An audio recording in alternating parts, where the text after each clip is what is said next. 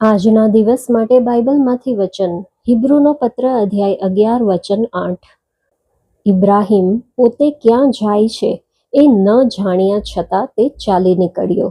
જૂના કરારમાં પરમેશ્વર સાથે વ્યક્તિના સંબંધોને તે વ્યક્તિ તેના જીવનમાં કેટલી બાબતોમાં કેટલી માત્રામાં અલગ થયો તે પરથી માપવામાં આવતો હતો. ઇબ્રાહિમના જીવનમાં આ પ્રકારની અલગતા તેના દેશ અને તેના પરિવારથી અલગ થવામાં દેખાઈ આવે છે. આજે જ્યારે આપણે અલગતા અંગે વિચારીએ તો આપણો અર્થ શબ્દની રીતે પરિવારના જે લોકો પરમેશ્વરની સાથે વ્યક્તિગત સંબંધ નથી ધરાવતા તેમનાથી અલગ થવાથી નથી, પરંતુ આપણો અર્થ એ છે કે માનસિક રીતે, નૈતિક રૂપથી, તેમના દ્રષ્ટિકોણથી અલગ થવું.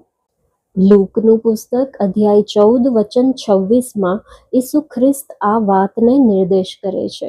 વિશ્વાસનું જીવન જીવવાનો અર્થ એ છે કે તમે કદી એ જાણશો નહીં કે તમને ક્યાં લઈ જવામાં આવી રહ્યા છે, પરંતુ તેનો અર્થ એ પણ છે કે તમે તે વ્યક્તિને પ્રેમ કરો છો અને તેને જાણો છો જે તમને દોરી જાય છે.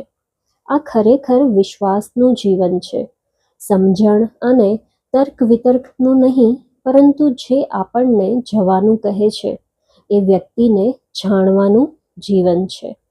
વિશ્વાસનું મૂળ એક વ્યક્તિ અર્થાત પરમેશ્વરને જાણવામાં છે, અને જે ફાંદાઓમાં આપણે ફસાઈ જઈએ છીએ તેમાંથી એક ફાંદો એવી ધારણા છે કે જો આપણી પાસે વિશ્વાસ છે તો પરમેશ્વર આપણને સાંસારિક સફળતા તરફ જરૂર લઈ જશે.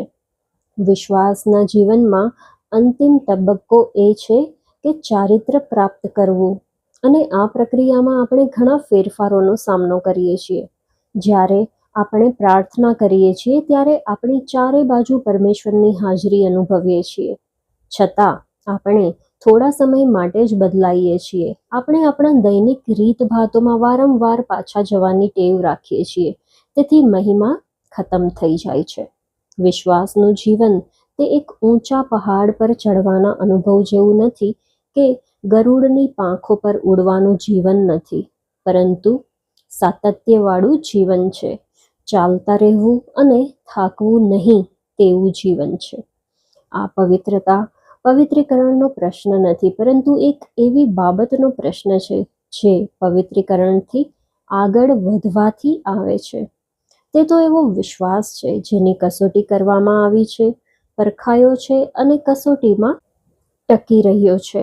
ઇબ્રાહિમ પવિત્રીકરણનું ઉદાહરણ નથી, પરંતુ વિશ્વાસના જીવનનું ઉદાહરણ છે. એક પરખાયેલો સાચો વિશ્વાસ જેનું નિર્માણ સાચા પરમેશ્વર પર થયું છે. ઇબ્રાહિમે પરમેશ્વર પર વિશ્વાસ કર્યો એવું રોમનોને પત્ર અધ્યાય 4માં 3 વચનમાં આપણે જોઈ શકીએ છીએ.